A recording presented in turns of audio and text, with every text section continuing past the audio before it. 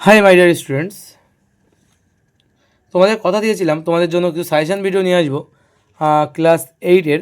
তো সেই মোতাবেক তোমাদের সেই কথা বা প্রতিশ্রুতি দেওয়ার ফলশ্রুতি হিসাবে তোমাদের জন্য নিয়ে এসেছি কিন্তু পরিবেশ ও বিজ্ঞানের suggestion 2026 first summative test class 8-এর প্রথম অধ্যায় বল ও চাপ। ঠিক আছে, তোমরা যদি এই পিডিএফটা পেতে চাও তো অবশ্যই কিন্তু আমাদের কমেন্টে লিখবে এবং আমাদের হোয়াটসঅ্যাপ এবং টেলিগ্রাম চ্যানেলে যুক্ত হয়ে যাবে। যদি এই প্রশ্নের উত্তর চাও তাহলে কিন্তু অবশ্যই মেম্বারশিপ তোমাদের সেই ভিডিওটা দেখতে হবে, যেখানে মেম্বারশিপ আমি রাখছি। ঠিক আছে, তো এই ভিডিওটায় কোনো মেম্বারশিপ নেই, তোমরা এই ভিডিওটা সম্পূর্ণ বিনামূল্যে পাচ্ছ এবং আমি বলে দিচ্ছি তোমাদের মেম্বারশিপ নেওয়ার প্রয়োজন নেই। তোমরা কিন্তু অলরেডি এই কোশ্চেনের উত্তরগুলো তোমরা কিন্তু বইতে এবং মানে বইতে অবশ্যই পেয়ে যাবে। একটু বাড়ি খোঁজাখুঁজি করবে। আর যারা আমার একদম অলস স্টুডেন্টগুলো আছো তাদের জন্য কিন্তু আমি একটা ভিডিও তৈরি করবো অবশ্যই, সেখানে আমি উত্তরগুলো বলে দেবো। ঠিক আছে, তোমরা এই প্রশ্নের উত্তরগুলো, যে প্রশ্নগুলো আমি বলবো এখন পরপর শেষ পর্যন্ত থাকবে, যে প্রশ্নগুলো এখন আমি বলবো সেই প্রশ্নগুলো যদি প্রত্যেকটা প্রশ্ন তোমরা যদি বাড়িতে করো তাহলে নিঃসন্দেহে তোমরা কিন্তু কমন পেয়ে যাবে। ঠিক আছে, নিঃসন্দেহে তোমরা কমন পেয়ে যাবে পরীক্ষায়। তোমাদের 30-এর মধ্যে 30 পেতে কোনো রকম অসুবিধা হবে না। 30 আউট অফ 30, ঠিক আছে, পাবেই পাবে, গ্যারান্টি দিয়ে বলছে 100% কমন পাবে। কোশ্চেন যেই করুক না কেন, ঠিক আছে, 100% তোমরা কমন পাবেই পাবে। ঠিক আছে, তো এখানে আমি কিন্তু এমসিকিউ টাইপ বা শর্ট টাইপ কোশ্চেন খুব একটা দেইনি এখানে। ঠিক আছে, খুব কমই দিয়েছি, যেগুলো বিশাল ইম্পর্টেন্ট বলে মনে হচ্ছে সেগুলো দিয়েছি, আদারওয়াইজ দেইনি। আমি বেসিক্যালি 2 নম্বর এবং 3 নম্বর দিয়েছি। তোমরা যারা এমসিকিউ টাইপ কোশ্চেনে শর্ট টাইপ কোশ্চেন খোঁজ করছো তাদের কিন্তু জানতে গেলে কোথায় পাবে তোমরা সেটা, তাহলে এই ভিডিওর একদম শেষ পর্যন্ত তোমাদের দেখতে হবে। আমি শেষে একদম শেষে বলে দেবো তোমরা শর্ট টাইপ কোশ্চেনগুলো কোথায় পাবে। ওকে, তো চলো শুরু করা যাক। প্রথম অধ্যায়ের নাম কী আছে তোমাদের? বল ও চাপ। কী বলছে প্রথম কোশ্চেন? নিউটনের গতিসূত্র 3টি লেখো। দেখো বলে দিই, আমি যদি তিনটেতে যে কোশ্চেনগুলোতে আমি 3টে করে স্টার দেবো সেগুলো বেশি ইম্পর্টেন্ট, 2টো দিলে একটু কম, একটা দিলে একদমই কম। তবে তোমরা সব কোশ্চেনই করার চেষ্টা করবে, কারণ এটা একটা সাজেশান ভিডিও, তোমরা বুঝতেই পারছো সাজেশান দেওয়া হয়েছে, খুব লিমিটেড কোশ্চেনই দিয়েছি আমি। তো তোমরা কিন্তু সবটাই করার চেষ্টা করবে। ঠিক আছে, যারা একদম দুর্বল স্টুডেন্ট আছো তাদের জন্য বলছি, তারা তাড়ামারা কোশ্চেনগুলো করলেই বা যেগুলো আমি স্টার মারবো সেই কোশ্চেনগুলো করলেই হবে।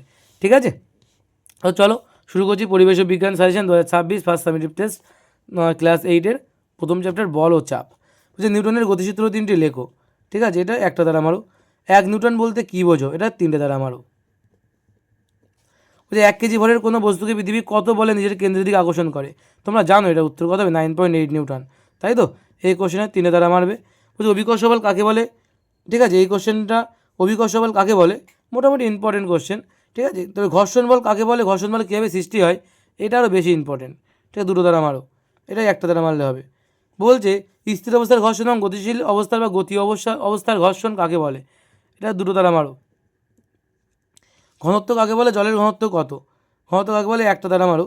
পারদের ঘনত্ব 13.6 গ্রাম পার ঘন সেমি হলে 1 লিটার পারদের ভর কত? 3টে দ্বারা মারো। আচ্ছা বলে দিই, তোমাদের কিন্তু এই চ্যাপ্টার থেকে অঙ্ক আসবে, আমি অঙ্ক রাখার চেষ্টা করেছি কিছু কিছু এখানে। ঠিক আছে, চাপ কাকে বলে, চাপের রাশিমালাটি লেখো। চাপ কাকে বলে, চাপের রাশিমালাটি লেখো।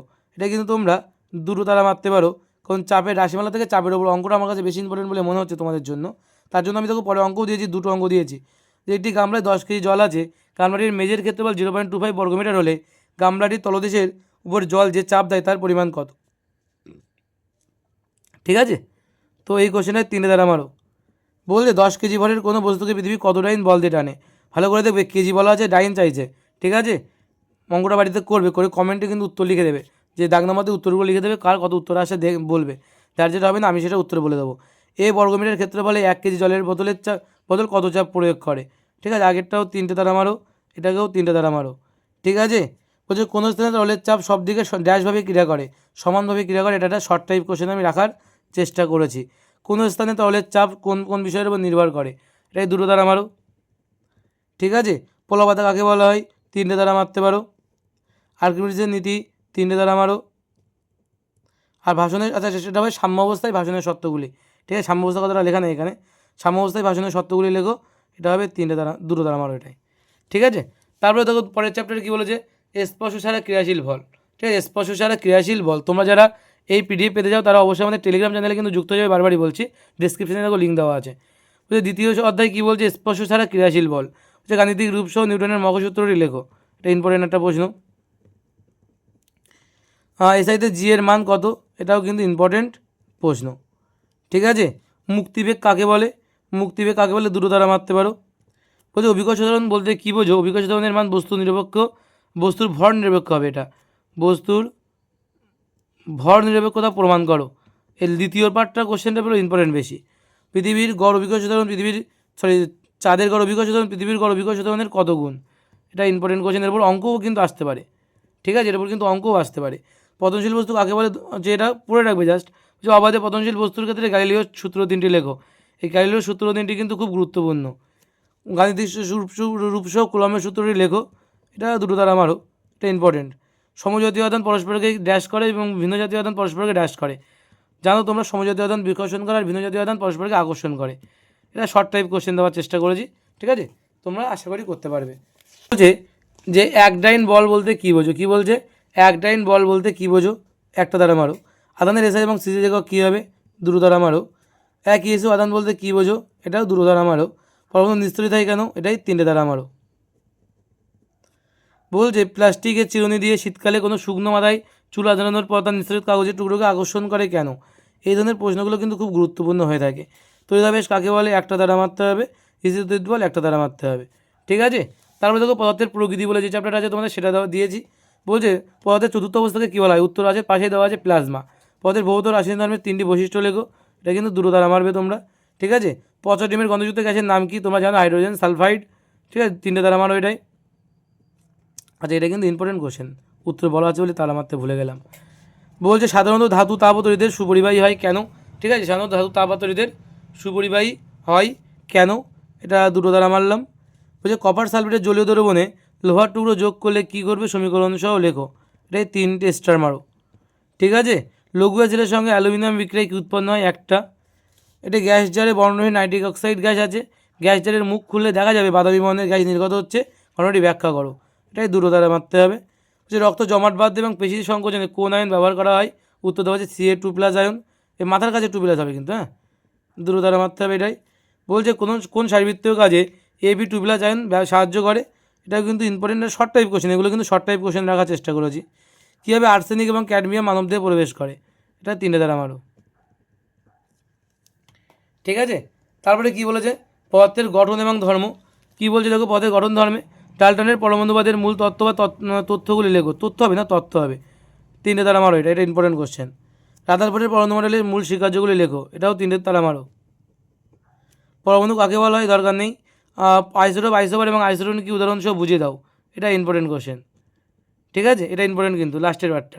আয়নীয় যৌগ সমযোজী যৌগের মধ্যে 3টি পার্থক্য লেখো, এটা কিন্তু গুরুত্বপূর্ণ প্রশ্ন তোমাদের জন্য। এইটা এবং এর পরে 8টা দেওয়া ছিল, এই যে সোডিয়াম ক্লোরাইড এবং কর্পূরের গঠনের পার্থক্য।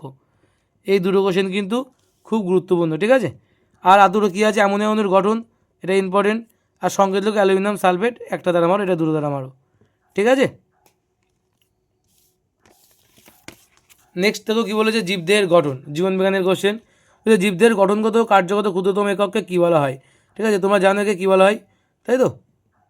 3টে দ্বারা মেরে দিলাম এটা। বলছে এটি সজীব কোষ পর্যবেক্ষণ করেন কোন বিজ্ঞানী? প্রথম সজীব কোষ বিজ্ঞানী লেবেনহুক, তোমরা জানো তাই না?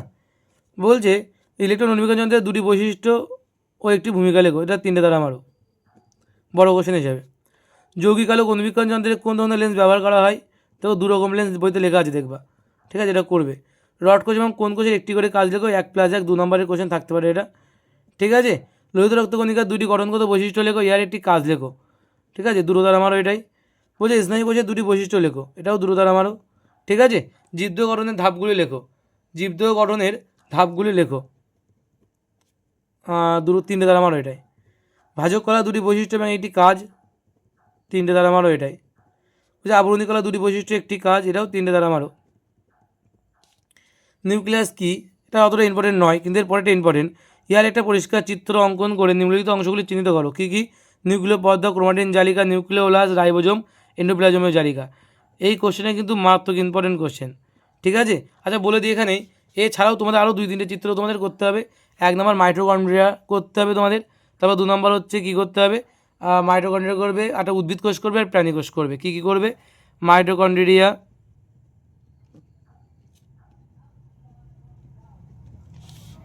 মাইটোকন্ড্রিয়া, উদ্ভিদ কোষ করবে,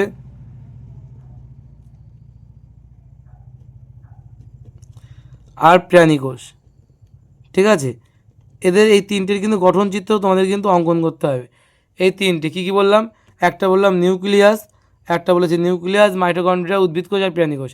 এই মোট 4টে চিত্র তোমাদের কিন্তু করতে হবে। কাকে কেন কোষে শক্তিকর বলা হয়? উত্তর মাইটোকন্ড্রিয়া, তাই তো?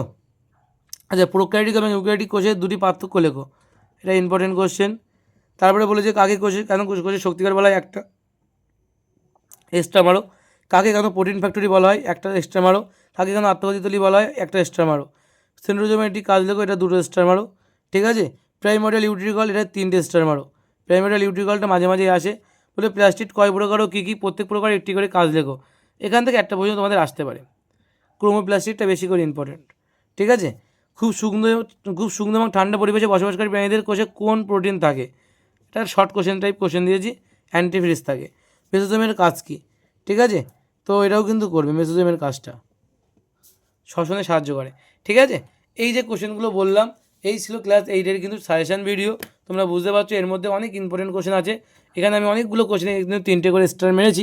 তোমরা যারা শর্ট কোশ্চেন করতে চাও, যারা শর্ট কোশ্চেন কী পড়বে বুঝতে পারছো না, আমি তো 2 নম্বর 3 নম্বর এবং শর্ট কোশ্চেনও বলেছি কিছু কিছু। তোমরা যারা প্রপারলি শর্ট কোশ্চেনের অ্যান্সার করতে চাও, তারা অবশ্যই আমাদের যে রায়মার্টিন বইয়ের সলিউশনগুলো আগে করা আছে, তোমাদের জন্যই খাটাখাটি করে করা হয়েছিল, সেই কোশ্চেনগুলো কিন্তু তোমরা শুধুমাত্র 1 নম্বর এবং 1 নম্বরের যে এমসিকিউ এবং এসিকিউ টাইপ যে কোশ্চেনগুলো আছে, সেই কোশ্চেনগুলো কিন্তু অবশ্যই কিন্তু তোমরা করবে, ঠিক আছে? সেই কোশ্চেনগুলো কিন্তু তোমরা অবশ্যই কিন্তু করবে, মন থাকবে। তো এই ছিল আমাদের টোটাল ভিডিওটা।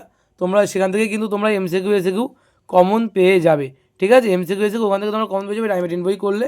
আর বড় কোশ্চেন হিসাবে আমি যেগুলো বললাম এগুলো করলেই এনাফ, এর বাইরে আর আসবে না কোশ্চেন, কথা দিচ্ছি, ঠিক আছে? এগুলোই কিন্তু মন দিয়ে বাড়িতে মুখস্থ করে যাও। এমনটা যেন না হয় যে কোশ্চেন সব চেনে কিন্তু কিছু লিখতে পারছো না, এমনটা যেন না হয়, ঠিক আছে? ভালো করে বাড়িতে পড়ে যাও, মুখস্থ করে যাও, ওখানে গিয়ে মন খুলে লিখে এসো এবং ফুল মার্কস পেয়ে যাও, ঠিক আছে? তো চলো এই পর্যন্ত থাক, দেখা হবে আবার কোনো ভিডিওতে।